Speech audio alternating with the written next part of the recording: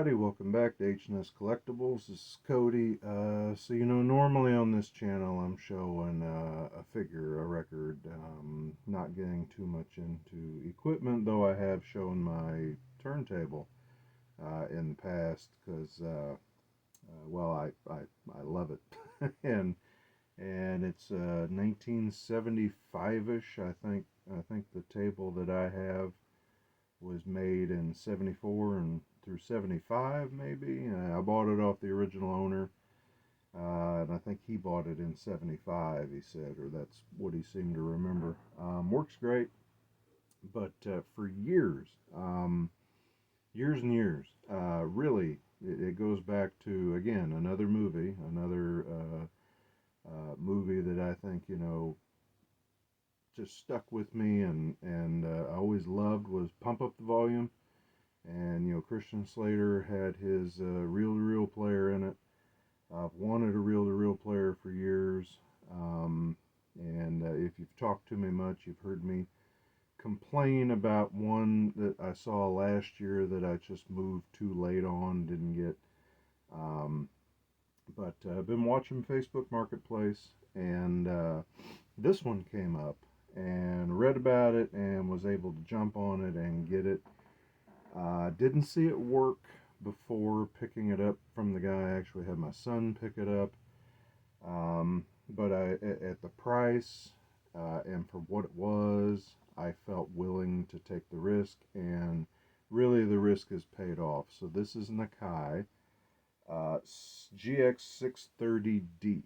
From what I've read, there was a couple of other variations of this. There was the 630D, like DB or DR, I think, came after it. It was one with Dolby noise reduction on it, I believe. And then there was the SS, and that was a 4-channel version. This is a 2-channel. You can tell by the 2 VU mirrors. And then I think maybe it jumped up to the 635 from there, which was pretty similar to this, but had auto reverse. So auto reverse was a function that I thought I wanted, and the more I looked at auto reverse in these things, you got the head shifting back and forth. It's more things moving, more things to go wrong, more old gear, subject to years of wear and tear. Because this is from 76 through 78 was when this was made, from what I can tell from reading online. If you know better than I do, please correct me below. So this thing is going on 50 years old. So the guy I bought it off of said that he had gone through it, cleaned it, lubed it, so on and so forth. He didn't do any transistor or cap replacement that I know of. I don't know if anyone before him did. It does not have a hiss or any bad tone to it, from what I can tell. I'm not going to play music on here for this video for a couple of different reasons. I'm just going to give you a little look around the player. One, copyright. Don't want my video to get taken down or not even be able to upload it because of copyright. And I know there's YouTube Music Library you can use and so on and so forth, but I've never really understood playing music to let you know how something sounds when really it's dependent on what you're watching this video on. That's just me. I could see playing sound for sound comparisons, maybe clarity of one device to another, but for the purposes of this video, not playing any sound. And I got 7-inch reels on here right now. The other reason I bought this thing was it will play the 10.5-inch reels, which I had to order and get in. Ashley and Jerome at Atmosphere Collectibles were good enough to give me these 7-inch reels to play with a little bit. This one's a little bit warped. You can hear how bad it's hitting, how bad it is doing, but again, free and just something to play with. So my big reels did come in the mail, and I thought this was pretty cool too. Besides the player and the great shape it's in, the guy I bought it off of threw in the original hub adapters. I did not expect these when I said that I would buy this thing off of him. And these fetch a pretty penny on their own.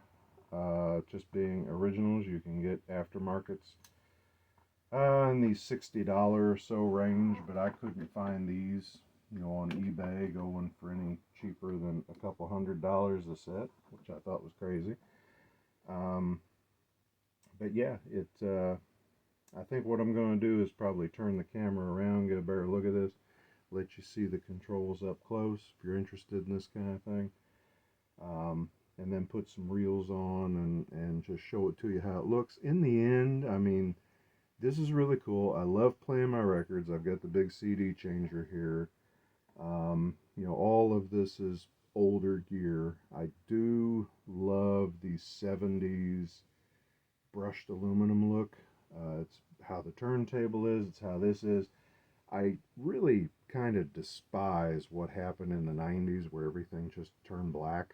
And then later now, I mean, like my receiver in the living room, solid black, and one knob.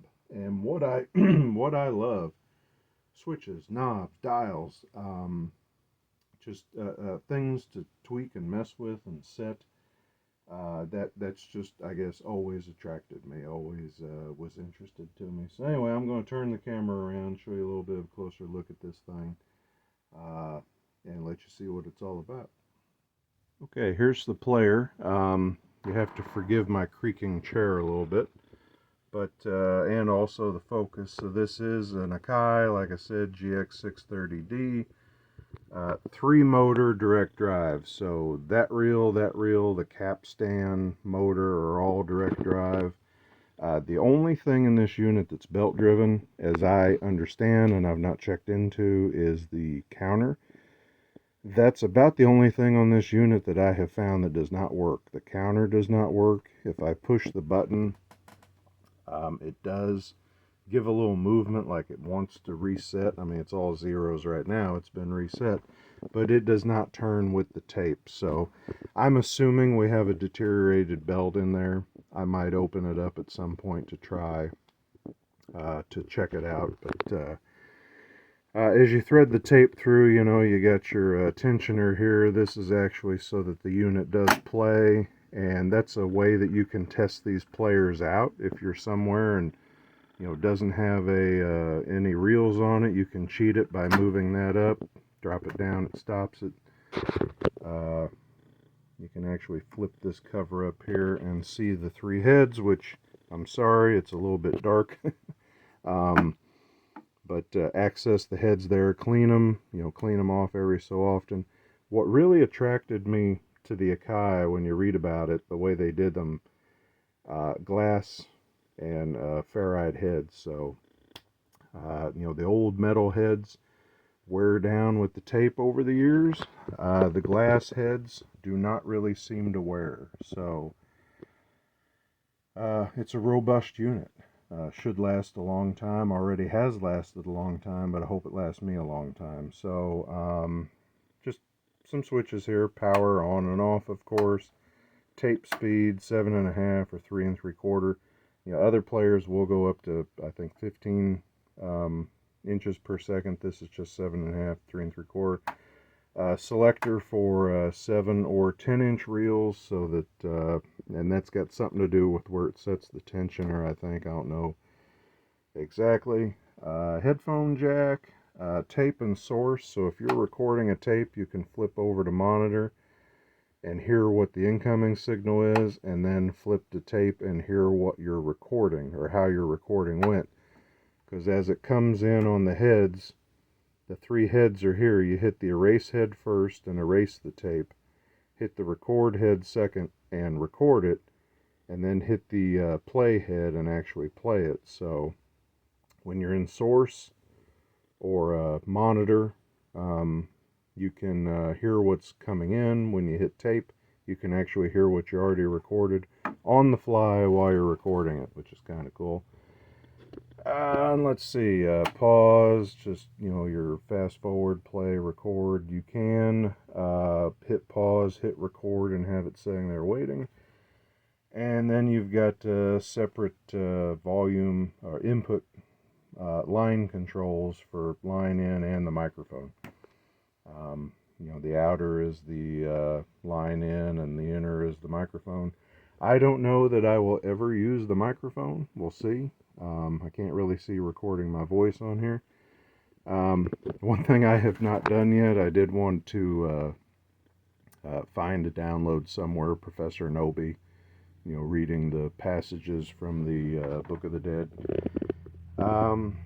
And throw that on there in a mixtape somewhere. So far I've only bought one set of 10.5-inch reels, and I did fill both sides up. Again, 4-track unit, 2 channels. So 2 channels, flip it over, play play the other side. You know, just like your compact cassettes were, but just much bigger. And at the slow speed, which is what I've made my tape at, 3 3/4 inches per second, you get 3 hours and 12 minutes. So it'll play for half a day. You know, if you're sitting doing some work or whatever, just have some background music, and sounds really good. Again, not going to play it, but sounds really good. But we'll show you the reels turning here in a moment. So these are the reels that I ordered from ATR Magnetics. Again, reading around online, there's a couple places that still make magnetic tape for these things. ATR is one of them, and they had a couple different choices. You could get what they called master tape on a blue aluminum reel, or you could get this MDS 36 tape, which is a little bit thinner and more fits on a reel. So the master tape was 2,500 foot, which I think is like, it was an hour, couple hours or so, 2 hours and 15 minutes, I think, of playtime. So one thing I'll say about this company, ATR, they shipped these to me, and then the next day emailed me to let me know they overcharged me by $5 and refunded me. So very nice folks. And I ordered direct from them. These are available on Amazon, but it was actually cheaper to go straight through ATR in terms of, you know, paying tax and shipping. It just worked out better. So if you're going to order any, definitely just I'm on pause. You got to be smart enough to run the machine too. So yeah, there it is running. You get your VU meters here dancing. That's always cool. I want to get like a spectrum analyzer kind of thing for my setup here. I have not. Hey, I already said I wasn't going to play any music, didn't I? There it is. That's Back to the Future. We'll see if we'll get a copyright strike or something for that. Play it for just a moment, but there's the 3 3/4 speed, 3 hours and 12 minutes. Jump it up to 7.5. That's going to run for an hour and 36 minutes. Fast forward. Of course, I think, you know, everybody likes to see these things spin. They do. You can see right there's a little bit of wobble on this one. You do, I found, just kind of have to find where your center is on it to make it work a little bit better. See, that kind of took care of it. So that's it. Yeah, you can search around a little bit. Again, I don't have counters on it or anything because the counter's not working, but I'm just going to let it play in the background, and I don't know how often either. That's the other thing. I mean, I got this thing, and in the end, I said to a couple friends, you know, this is going to end up being an expensive decoration. I don't want to say what I paid for it, but I do think I got a really good price on it.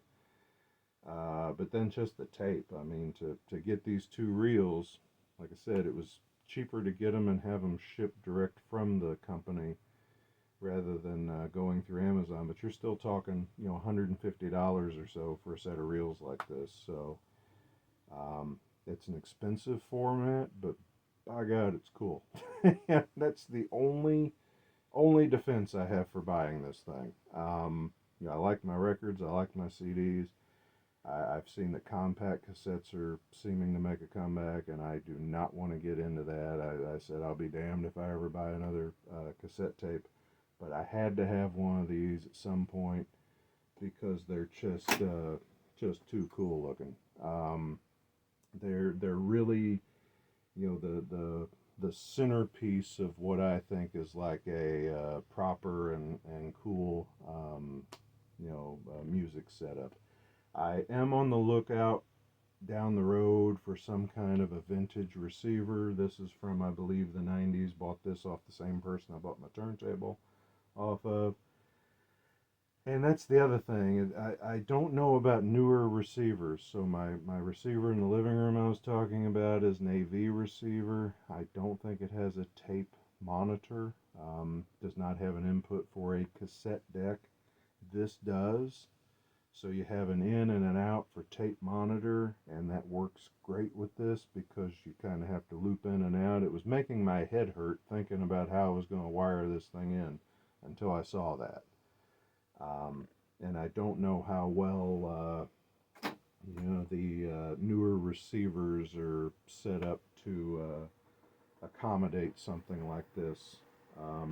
But cool, very cool. Happy to get it. This has really been like a year of upgrades for me. You know, got my new player, got my new TV, got this thing, getting it situated. Like I said, I made a tape with it. I might buy another tape down the road and have two tapes. I don't know. I can't see having a huge library of tapes. Again, this is just a cool toy.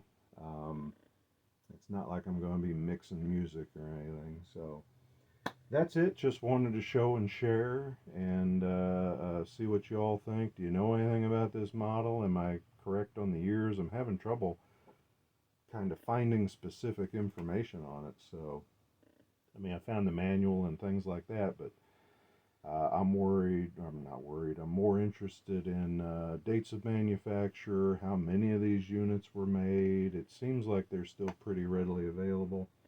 And more importantly, there's still parts available for these AKAI units from what I can see. So that's all I got. Everybody stay safe, take care of each other, and I will talk to you later. Thanks.